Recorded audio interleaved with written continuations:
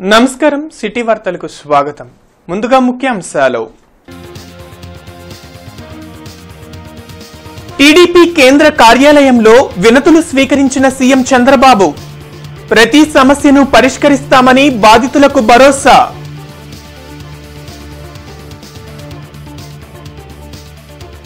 ZP chairperson Christina అధ్యక్షతన ప్రత్యేక సర్వసభ్య సమావేశం. ఉమ్మడి జిల్లా ఎమ్మెల్యేలను స్థాయి సంఘాల సభ్యులుగా ఏకగ్రీవ ఎన్నిక.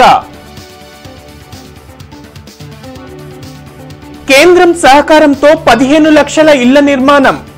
నరేగా నిధులతో పంచాయతీలలో రోడ్లు, డ్రైనేజీల అభివృద్ధి. జెడ్పీ సమావేశంలో కేంద్ర మంత్రి పెమ్మసాని స్పష్టం. నియోజకవర్గ సమస్యలను సమావేశంలో ప్రస్తావించిన ఎమ్మెల్యేలు, ఎమ్మెల్సీలు. దశల వారీగా అభివృద్ధి పనులు చేపడతామని మంత్రుల వెల్లడి. రేషన్ బియ్యంలో అవినీతి చేస్తే చర్యలు తప్పవని హెచ్చరిక. జీజీహెచ్ లో నూతన సిటీ స్కాన్ ను ప్రారంభించిన కేంద్ర మంత్రి పెమ్మసాని, మంత్రి సత్యకుమార్. జీజీహెచ్ ని మరింత అభివృద్ధి చేస్తామని ప్రకటన.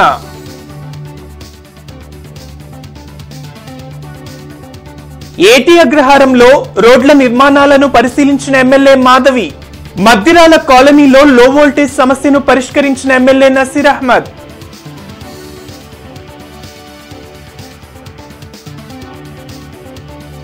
అవయవ దానంతో మరలా జీవించండి.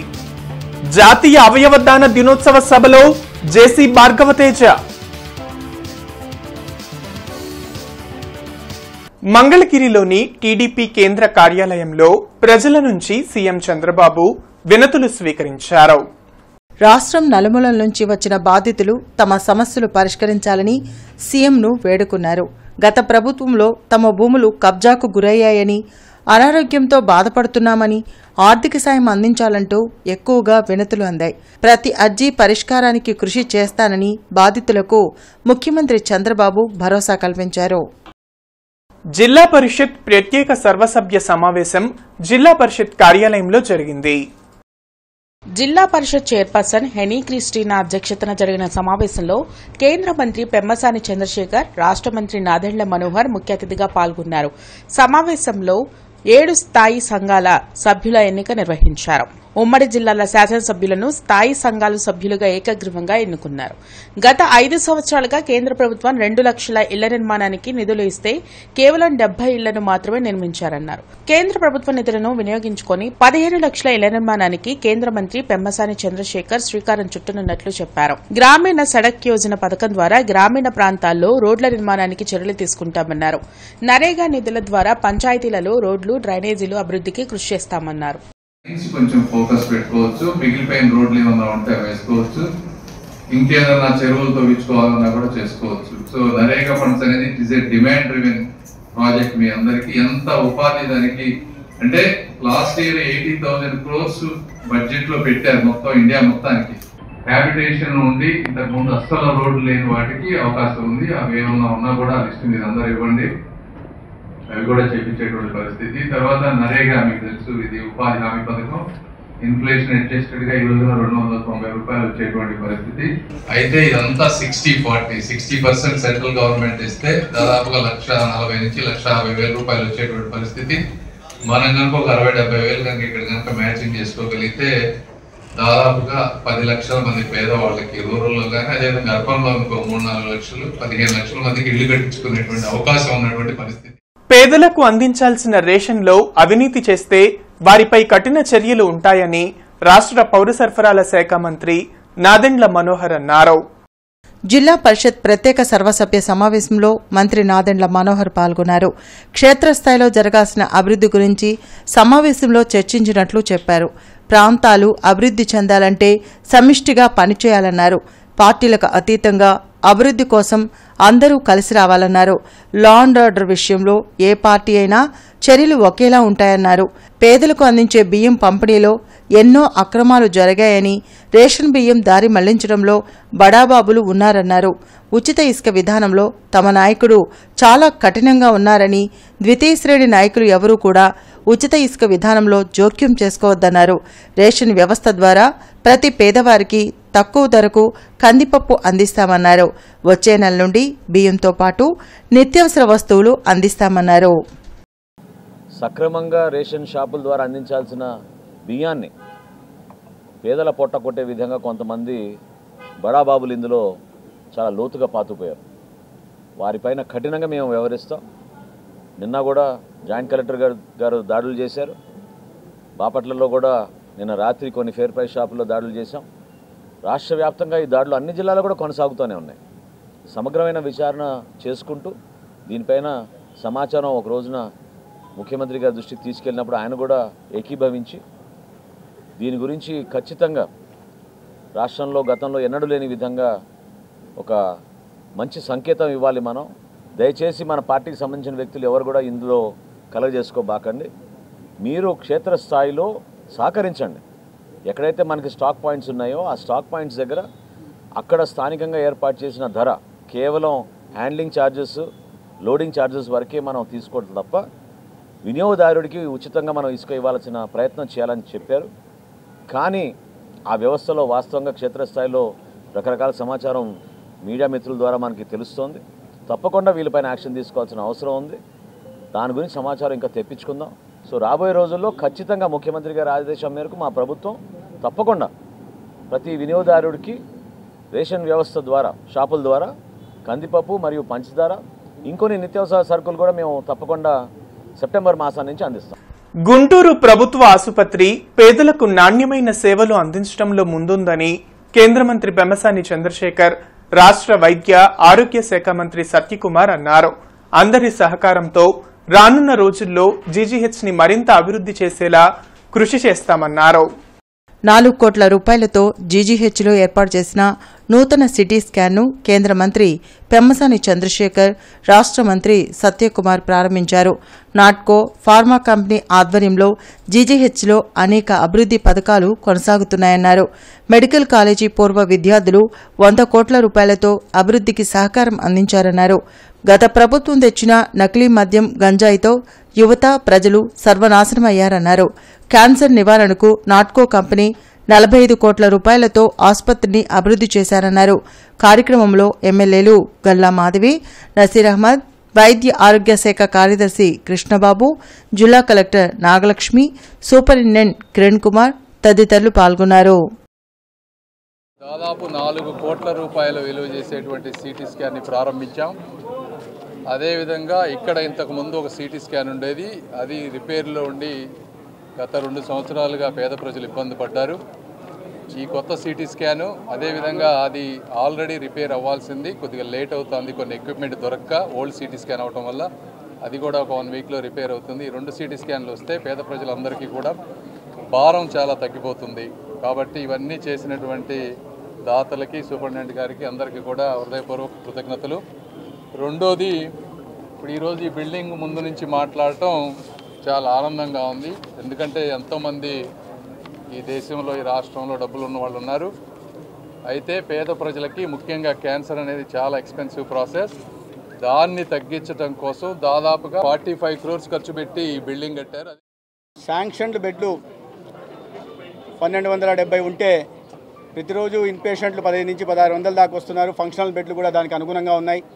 నాట్కో ఫార్మా కంపెనీ వారు ఈ ఆసుపత్రిలో క్యాన్సర్ కేర్, హెల్త్ కేర్ కోసం భవనాన్ని నిర్మించి ఇవ్వడం జరిగింది.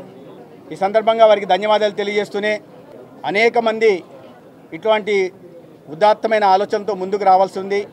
ప్రభుత్వ రంగంలో ఉన్న వైద్యశాలలకి ఆర్థికంగా సహాయ సహకారాలు అందించాల్సి ఉంది.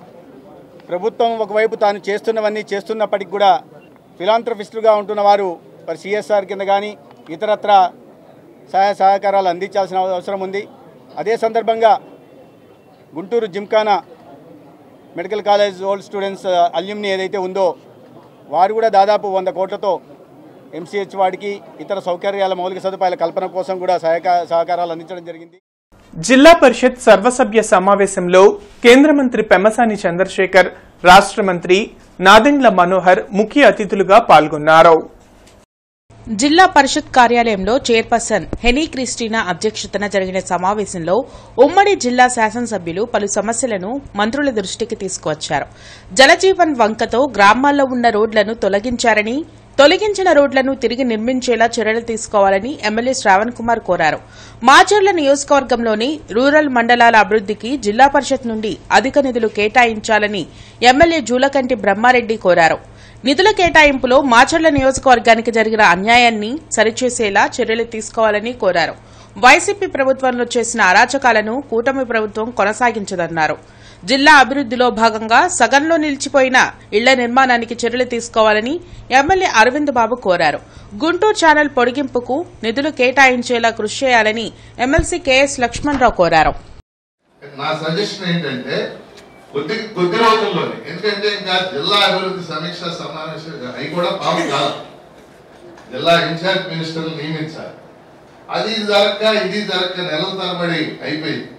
అందుకని కొద్ది రోజుల్లోనే జిల్లా పరిషత్ సర్వసభ్య సమావేశం, ఈ నిధులు వీటి సంగతి ఎలా ఉన్నా immediate issues 2, 3 medical and health, agriculture, education, ఈ 3 ఇష్యూస్ ఇమీడియట్ గా డిస్కస్ చేయాల్సినవి చాలా ఉన్నాయి.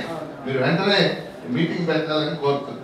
ఇప్పుడు స్టాండింగ్ కమిటీ ఏమన్నా సీఈఓ గారు ప్రతిపాదించారు, మేము ఓకే అంటాం. తమ ప్రభుత్వంలో కక్ష సాధింపులు ఉండవని మంత్రి సవిత అన్నారు. ఖాదీ విలేజ్ ఇండస్ట్రీస్ బోర్డు ఆధ్వర్యంలో ఏటా 25,000 మందికి ఉపాధి కల్పించాలనేదే తమ లక్ష్యమని మంత్రి సవిత తెలిపారు. మంగళగిరిలోని AP Khadi village industries board కార్యాలయాన్ని ఆమె తనిఖీ చేశారు. ఉపాధి అవకాశాల కల్పనలో భాగంగా జిల్లాకు ట్రైనింగ్ సెంటర్ను ఏర్పాటు చేయనున్నట్లు వివరించారు. గ్రామీణ స్థాయిలో ఉపాధి చూపించాలి యువకులకు అన్న ఉద్దేశంతోనే మేము ఈరోజు ఈ మీటింగ్ కూడా పెట్టాం. 8వ తరగతి అంటే విద్యార్హతలు, ఎలాంటి విద్యార్హతలు లేని వారికి కూడా ఖాదీ బోర్డు ద్వారా లోన్లు ఇప్పించి వాళ్ళకి ట్రైనింగ్ ఇప్పించి ఉపాధి చేయించడానికి మేము సిద్ధంగా ఉన్నాం. 5 లక్షల నుంచి 50 లక్షల వరకు కూడా వాళ్ళకి లోన్ శాంక్షన్ చేయించి ట్రైనింగ్ ఇప్పిస్తూ అదేవిధంగా సబ్సిడీలు కూడా మేమే అందజేస్తాం. ఇప్పుడు తక్షణమే ట్రైనింగ్ సెంటర్స్ కూడా ఏర్పాటు చేస్తున్నాం. ప్రతి జిల్లా హెడ్ క్వార్టర్స్లో కూడా ఒక ట్రైనింగ్ సెంటర్ పెట్టి 26 జిల్లాలోని ట్రైనింగ్ సెంటర్ పెట్టి అవేర్నెస్ ప్రోగ్రామ్స్ పెడతాం. ఫస్ట్ మేము ఖాదీ బోర్డు ద్వారా యువతకు ఏం చేయగలం, ఉపాధి ఎలా చేయించగలం అనే విషయం మీద వాళ్ళకి ట్రైనింగ్ ఇచ్చి అవసరమనుకుంటే, ఇప్పుడు కూడా మేము అవసరం అనుకుంటే సెంట్రల్ నుంచి రావాల్సిన ఫండ్స్ కూడా తీసుకొచ్చి ఉపాధి కల్పించడానికే మా ధ్యేయంగా మేము పనిచేస్తున్నాం. ఒక సంవత్సరంలో 25,000 మందికి ఎంప్లాయ్మెంట్ ఇవ్వబోతున్నామని కూడా తెలియజేస్తున్నాం ఖాదీ బోర్డు నుంచి. గుంటూరు తూర్పు నియోజకవర్గంలో ప్రజా సమస్యల పరిష్కారానికి తన వంతు కృషి చేస్తానని ఎమ్మెల్యే నసీర్ అహ్మద్ తెలిపారు. మద్దిరాల కాలనీలో విద్యుత్ సమస్య పరిష్కారం కోసం ఏర్పాటు చేసిన ట్రాన్స్ఫార్మర్ను ఆయన ప్రారంభించారు. గత 5 ఏళ్లలో గుంటూరు తూర్పు నియోజకవర్గంలో ప్రజలు అనేక సమస్యలతో సతమతమైన వైసీపీ పాలకులు పట్టించుకోలేదని ఎమ్మెల్యే నసీర్ విమర్శించారు. పేదల సంక్షేమమే లక్ష్యంగా ఎన్డీఏ కూటమి ప్రభుత్వం పనిచేస్తుందని చెప్పారు. గత 5 సంవత్సరాల నుండి ప్రజలు అనేక రకాల గగ్గోలు పెట్టినప్పుడు కూడా స్థానికంగా ఉన్నటువంటి ప్రజాప్రతినిధులు స్పందించకుండా 5 సంవత్సరాల్లో అనేక మంది తమ ఫ్రిడ్జులు కాలిపోయినాయి, టీవీలు కాలిపోయినాయి అని చెప్పి పదే విన్నవిస్తున్నప్పుడు కూడా స్పందించినటువంటి పరిస్థితులు ఉన్నాయి. కానీ 2 నెలల కాలంలోనే విద్యుత్ సిబ్బంది ఈరోజు ముందుకొచ్చి వెంటనే చెప్పంగానే దీని మీద స్పందించి స్థానికంగా అవసరమైనటువంటి ట్రాన్స్ఫార్మర్ని ఏర్పాటు చేసి దాదాపు 9 లక్షల వ్యయంతో ఇక్కడ ట్రాన్స్ఫార్మర్ని ఏర్పాటు చేసి ఈ లైన్లన్నింటి కూడా నాణ్యమైనటువంటి విద్యుత్తుని సరఫరా చేసేటువంటి కార్యక్రమాన్ని తీసుకోవడం చాలా గొప్ప విషయం. దీనికి విద్యుత్ సిబ్బంది అందరినీ కూడా ధన్యవాదాలు తెలుపుతూ స్థానికంగా పేద ప్రజలకు అవసరమైనటువంటి ఎటువంటి కార్యక్రమైనా ముందు చూపుతో ముందుకెళ్తాం, ఎక్కడ కూడా వెనకాడేటువంటి ప్రసక్తి. నగరంలో ఎమ్మెల్యే గళ్లా మాధవి పర్యటించి నిర్మాణంలో ఉన్న రోడ్లని పరిశీలించారు. నిర్మాణంలో ఉన్న ఏటగ్రహారం మెయిన్ రోడ్డును ఎమ్మెల్యే గల్లా మాధవి పరిశీలించారు. రోడ్డు నిర్మాణం నాణ్యతా లోపాలపై స్థానికులు ఫిర్యాదు చేశారు. దీంతో రోడ్లను పరిశీలించిన ఎమ్మెల్యే కాంట్రాక్టర్, మున్సిపల్ అధికారులతో మాట్లాడారు. రోడ్ల నాణ్యతలో రాజీ పడొద్దని చెప్పారు. ప్రజలకు ఇబ్బంది కలగకుండా పనులు పూర్తి చేయాలని ఆదేశించారు. రానున్న రోజుల్లో నగరంలో అన్ని రోడ్ల నిర్మాణానికి కృషి చేస్తామన్నారు. కార్యక్రమంలో మున్సిపల్ కార్పొరేషన్ అధికారులు, స్థానిక నాయకులు పాల్గొన్నారు. అయితే ఈ రోడ్డుకు సంబంధించి ప్రజల దగ్గర నుంచి చాలా రకాలైన గ్రీవియన్సెస్ నా దాకా రావడం జరిగింది. రోడ్డు సరిగ్గా వైడం చేయలేదని, లేదా చేసిన పనులు అలాగే వదిలేశారని, వర్షాల కారణంగా ఎంతో ఇబ్బంది పడుతున్నాం ఈ రోడ్ల వల్ల అని చెప్పి స్థానికంగా చెప్పడం జరిగింది. అయితే గడిచిన 10 సంవత్సరాలుగా ఎలాంటి అభివృద్ధికి నోచుకొని గుంటూరు పశ్చిమ నియోజకవర్గం ఒక్క 2 నెలల్లో ఒక మాయాజాలంలాగా మారాలి అంటే అది కుదరని పరిస్థితి. కాబట్టి కాస్త సమయం పడుతుంది. అందులో ఇది వర్షాకాలం అవడాన సహజంగానే ప్రజలందరూ ఎన్నో రకాలైన ఇబ్బందులు పడతారు. అందున ఇంత అస్తవ్యస్తంగా మారిపోయిన రోడ్లు ఈ 2 నెలల్లోనే బాగుపడాలి అంటే మాత్రం కొంచెం సమయం తీసుకునే పరిస్థితి. కాబట్టి ప్రజలందరూ కూడా ఇది దృష్టిలో పెట్టుకుని అర్థం చేసుకోవాల్సిందిగా భావిస్తూ ఉన్నాను. వర్క్ స్టార్ట్ అయ్యింది. అలాగే క్వాలిటీ పరంగా ఎన్నో రకాలైన విమర్శలు వినిపిస్తూ ఉన్నాయి. క్వాలిటీ విషయంలో ఏమాత్రం రాజీ పడే ప్రసక్తే లేదండి. కాంట్రాక్టర్లు కూడా మాకు తెలిసిన వారే కాబట్టి ఎట్టి పరిస్థితుల్లో వారితో మాట్లాడడం జరిగింది. వారు కూడా క్వాలిటీ విషయంలో ఏమాత్రం రాజీ పడము, కావాలంటే ఇది సవాలుగా మేము విసురుతున్నాము. ఎక్కడ క్వాలిటీ తగ్గింది అంటే మేము డైరెక్ట్గా సవాల్ విసిరిన వాళ్ళతో మేము వచ్చి మాట్లాడడం జరుగుతుంది. గుంటూరు పశ్చిమ తహసీల్దార్ కార్యాలయం వద్ద చెత్త కుప్పలో ప్రభుత్వ ఫైల్స్ కనిపించడం కలకలం రేపింది. తహసీల్దార్ ఫణీంద్ర ఆ ప్రాంతానికి చేరుకొని పరిశీలించారు. సీసీటీవీ ఫుటేజ్ చెక్ చేస్తామని తెలిపారు. మరోవైపు ఈ ఘటనపై పోలీసులు విచారణ చేపట్టినట్లు సమాచారం. జాతీయ అవయవ దాన దినోత్సవాన్ని గుంటూరులో నిర్వహించారు. మానవతా స్వచ్ఛంద సేవా సంస్థ ఆధ్వర్యంలో ఆర్గాన్ ట్రాన్స్ప్లాంటేషన్ పై అవగాహన కల్పించారు.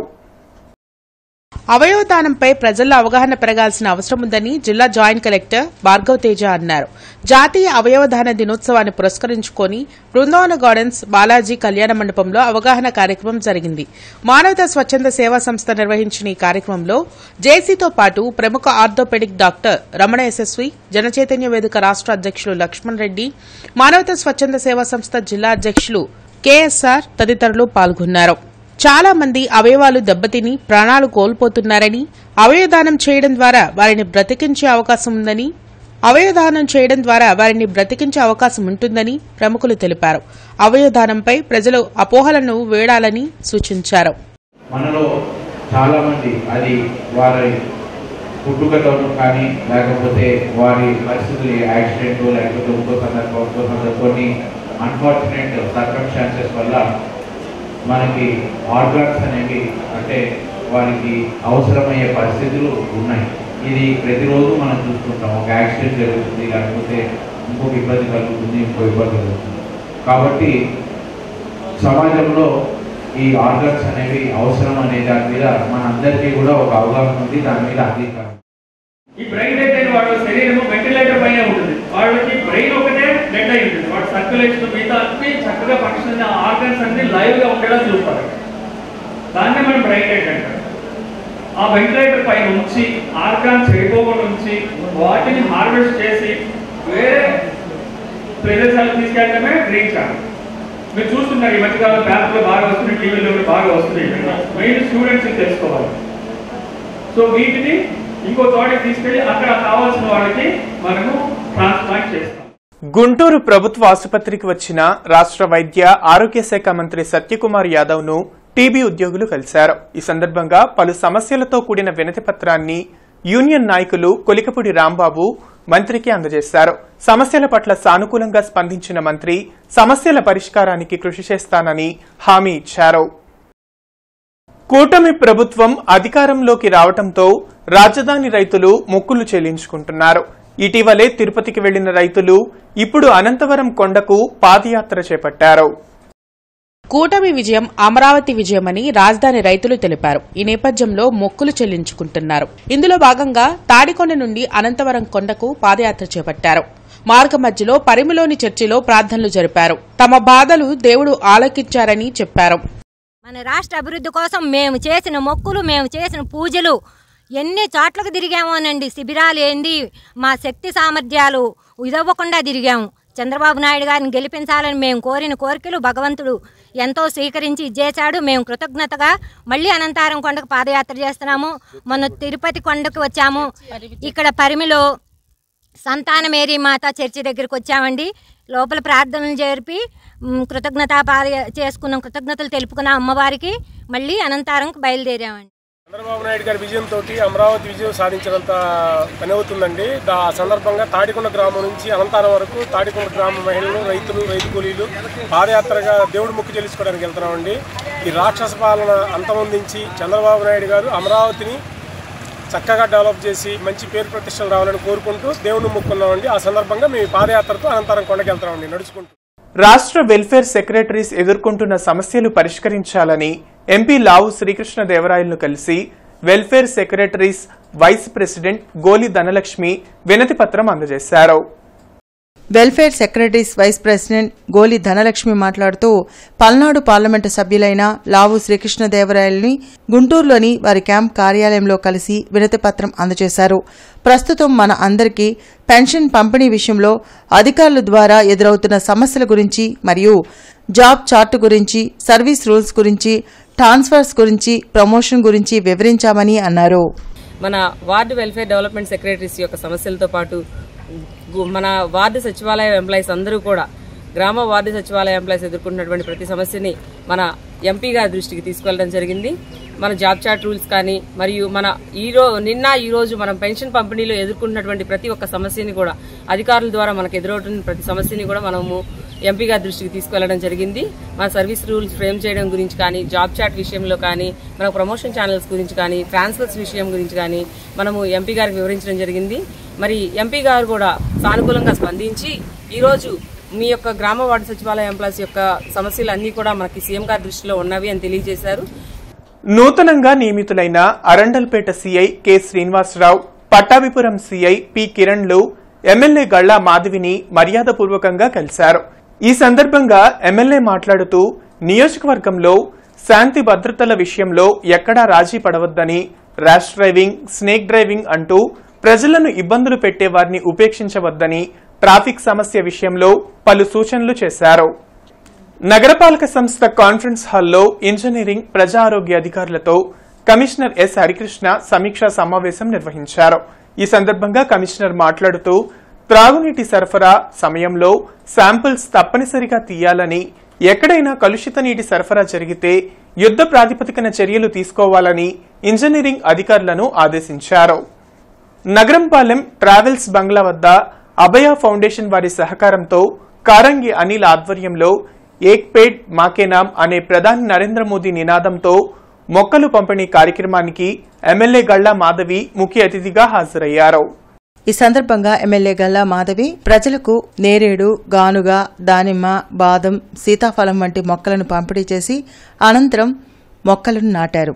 ఈ సందర్భంగా ఆమె మాట్లాడుతూ మొక్కను అమ్మతో పోల్చారంటే వాటి విలువ ఏంటో మనం గ్రహించాలని, భావితరాలకు ఆరోగ్యకరమైన, ఆహ్లాదకరమైన భవిష్యత్తును అందించడం, పర్యావరణ సమతుల్యత దెబ్బతినకుండా ప్రకృతిలోని అన్ని ప్రాణులను రక్షించుకోవడం మనందరి బాధ్యత అని అన్నారు.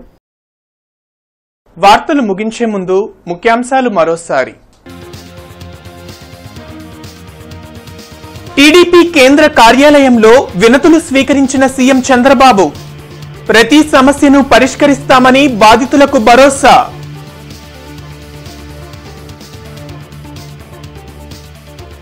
జెడ్పీ చైర్పర్సన్ క్రిస్టినా అధ్యక్షతన ప్రత్యేక సర్వసభ్య సమావేశం. ఉమ్మడి జిల్లా ఎమ్మెల్యేలను స్థాయి సంఘాల సభ్యులుగా ఏకగ్రీవ ఎన్నిక. కేంద్రం సహకారంతో 15 లక్షల ఇళ్ల నిర్మాణం. నరేగా నిధులతో పంచాయతీలలో రోడ్లు, డ్రైనేజీల అభివృద్ధి. జెడ్పీ సమావేశంలో కేంద్ర మంత్రి పెమ్మసాని స్పష్టం. నియోజకవర్గ సమస్యలను సమావేశంలో ప్రస్తావించిన ఎమ్మెల్యేలు, ఎమ్మెల్సీలు. దశల వారీగా అభివృద్ధి పనులు చేపడతామని మంత్రుల వెల్లడి. రేషన్ బియ్యంలో అవినీతి చేస్తే చర్యలు తప్పవని హెచ్చరిక. జీజీహెచ్ లో నూతన సిటీ స్కాన్ ను ప్రారంభించిన కేంద్ర మంత్రి పెమ్మసాని, మంత్రి సత్యకుమార్. జీజీహెచ్ ని మరింత అభివృద్ధి చేస్తామని ప్రకటన.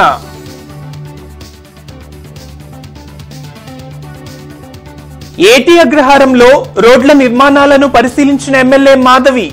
మద్దిరాల కాలనీలో లో వోల్టేజ్ సమస్యను పరిష్కరించిన ఎమ్మెల్యే నసీర్ అహ్మద్.